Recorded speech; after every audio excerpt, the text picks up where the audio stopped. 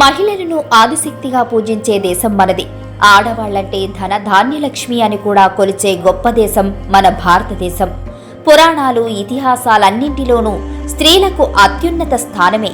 ఇదంతా నాణానికి ఒకవైపు మాత్రమే.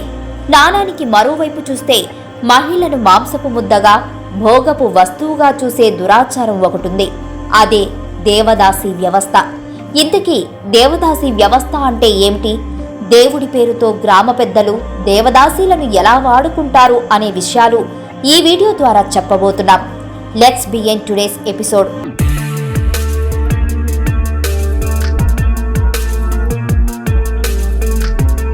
దేవదాసి అంటే గుడిలోని దేవుని ఉత్సవాల్లో నాట్యం చేస్తూ జీవితాంతం అవివాహితగా వేశ్యవృత్తిలో జీవించే స్త్రీ.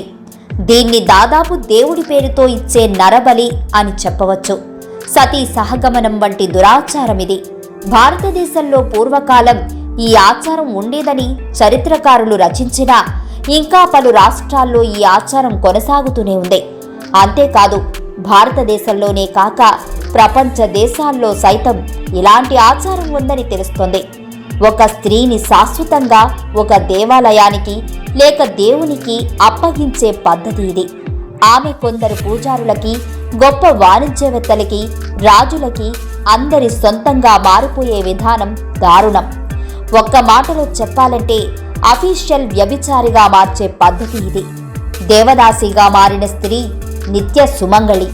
దేవాలయంలో నాట్యకత్తెగా, పరిచారికగా, పండగలు, ఉత్సవాల సమయంలో అందరికీ ఆనందం కలిగేలా నాట్యం చేయడం ఆమె విధి. వారి వారి కోరికలు తీర్చడానికి ఆమె ఒక మాంసపు ముద్ద. దేవదాసిల జీవన విధానానికి జాలిపడి వారి విముక్తి కొరకు చాలామంది చాలా పోరాటాలే చేశారు. ఉద్యమాలు ప్రారంభమయ్యాయి. తత్ఫలితంగా ఈ దేవదాసి వ్యవస్థ నిర్మూలనకు సంబంధించి బ్రిటిష్ పాలన నుండే అనేక చట్టాలు కూడా రూపొందాయి. ప్రస్తుతం దేవదాసి వ్యవస్థ పూర్తిగా నిర్మూలన చట్టం ఉన్నా కూడా కొన్ని ప్రాంతాల్లో అనేక పేర్లతో ఈ ఆచారమైతే కొనసాగుతూనే ఉంది. జోగిని, గణిక, విలాసవతి వంటి పేర్లు కూడా వాడుకలో ఉన్నాయి. ఈ కఠినమైన ఆచార జీవనంతోనూ స్వార్థపరుల అవసరాల కోసం కొందరు స్త్రీలు ఇంకా బలి అవుతూనే ఉన్నారు. మేనంతా మైనపు ముద్దై మరిగిపోతూ కరిగిపోతూ ఉన్న దేవదాసి జీవితం గురించి చెప్పాలంటే వీరి ఆచార వ్యవహారాలు చాలా దారుణంగా ఉంటాయి. మొక్కుబడి పేరుతో దళిత స్త్రీలను దేవతలకు సమర్పించడం, అనంతరం జీవితాంతం సమాజం సొత్తుగా అందరికీ ఆనందాన్ని పంచుతూ తాను విషాదంలో జీవితాన్ని గడపటం జోగిని వ్యవస్థలో విషాద అంశం.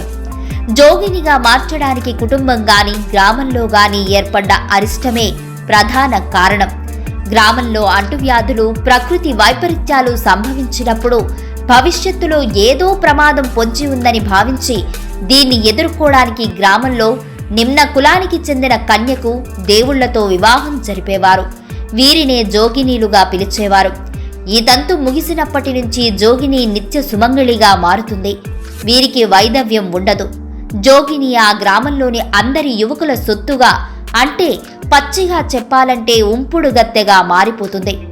జోగినిగా మారబోయే అమ్మాయిని పసుపు నీళ్లల్లో ముంచి, పసుపు చీర కట్టి, తలనిండా పూలు, ఎర్రటి బొట్టు పెట్టి నూతన వధువుగా అలంకరిస్తారు. గ్రామ పెద్ద, భూస్వాములు గాని మొదటగా ఆమెతో సంసార ప్రక్రియలో పాల్గొంటారు. దీనినే కన్నెరికమని వ్యవహరిస్తారు. దీనికి గాను ఆమెకు కానుకలు లభిస్తాయి. ఇది నిరంతరం కొనసాగుతూనే ఉంటుంది. అంతేకాదు, వీరు భూస్వాముల కామాంధకారానికి బలైతూ ఒక్కోసారి గర్భస్రావాలను కూడా తీపించుకోవాలంటే ఎంత దారుణమో అర్థం చేసుకోవచ్చు. వీరి జీవితంలో ఆఖరి క్షణాల్లో నిర్లక్ష్యానికి గురవుతూ అందరి అవసరాల కోసం బతికి చివర్లో ఎవరూ లేని అనాథగా చనిపోయే ఈ దేవదాసి జీవితం చాలా విషాదకరం.